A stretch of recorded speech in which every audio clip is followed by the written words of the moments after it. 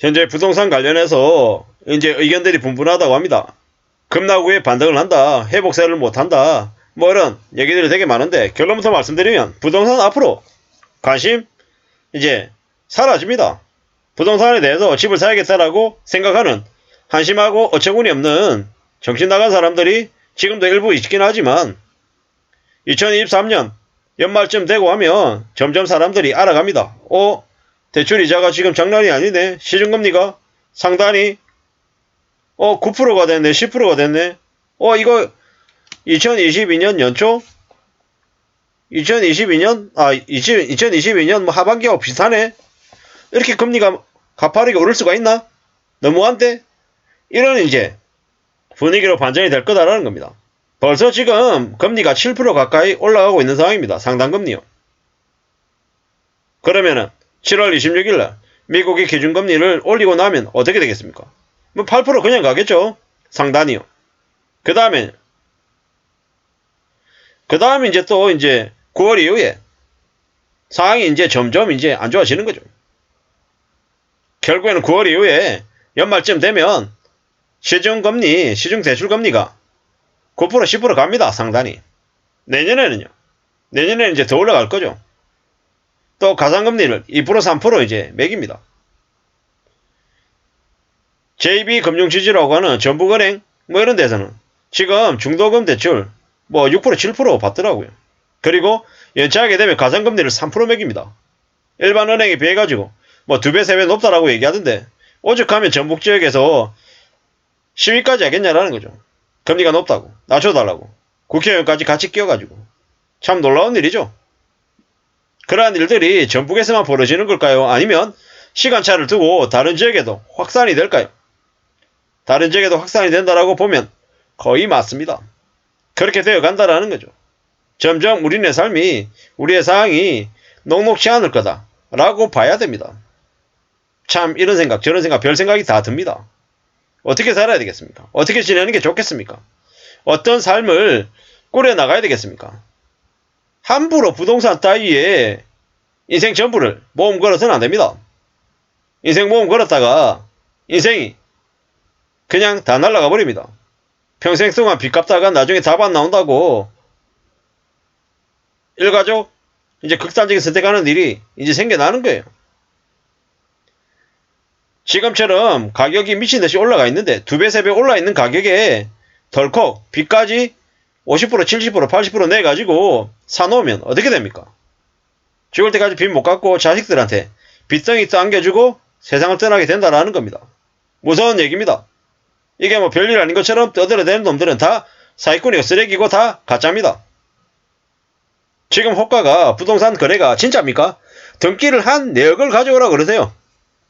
가격이 얼마 올랐다. 뭐 송도 가격이 뭐 반등하고 뭐 10억을 찍고 15억 찍고 20억 된다. 어쩌라고요. 동탄이 뭐 15억 언제 됐냐고. 그런 기사를 쓰는 놈들이 다 쓰레기들이고 가짜들인 거죠.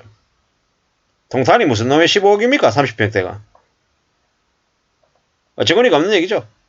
또 얼마 전 뉴스를 보니까 헬리오시티라고 하는 곳에 33평이 뭐 경매에 27명이 몰렸고 뭐 14억 실지까지 떨어졌었는데 낙찰을 18억대에 받았답니다. 어처구니 없는 얘기죠.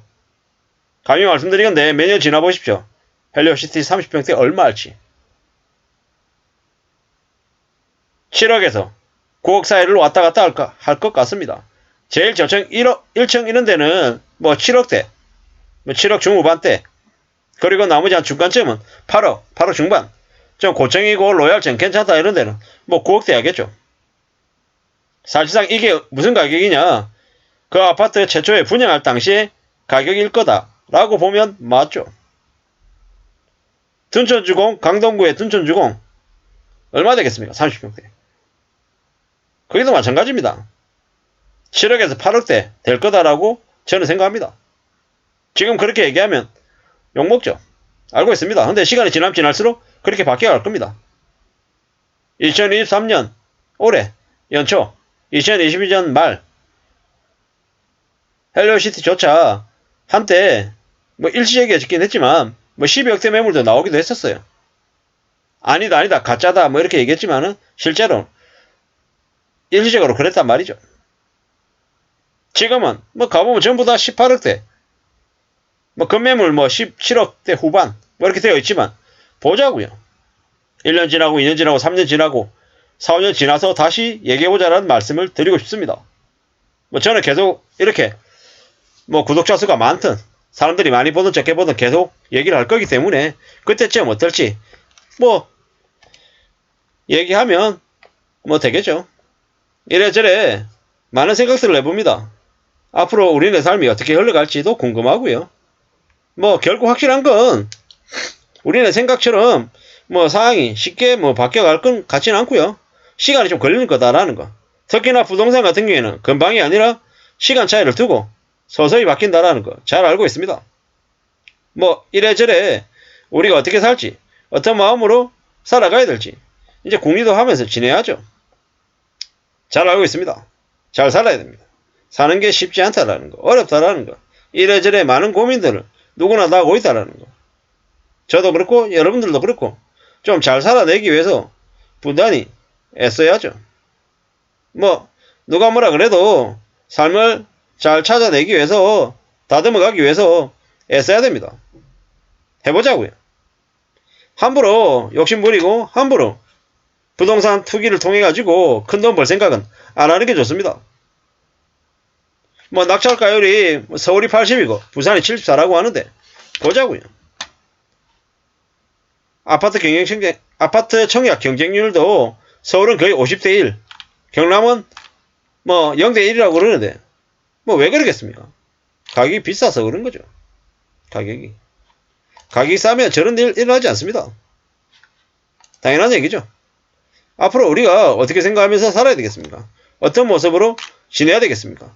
많은 이제 고민들이 들 수밖에 없죠.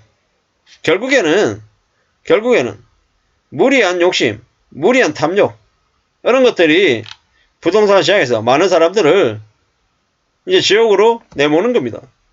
함부로 뭔가를 크게 부풀려 가지고 남들 덩쳐 가지고 해먹을 거다 라고 하는 악인들이 이제 자리를 이제 못 잡을 수 있습니다. 너무 그렇게 너무 쉽게 너무 수월하게 뭔가를 하겠다라고 마음먹었던 이들이 이제 큰일 날 겁니다. 그럴 수밖에 없다라고 감히 말씀드립니다. 우리의 삶이 더 어려워질 거라는 거, 더 삭막해질 거라는 거 명심해야죠. 명심하고 또 명심해야 됩니다. 절대로 그냥 뭐가 이루어지는 거 없습니다. 뭐 편하게 수월하게 지낼 수 있는 것 없다라는 겁니다.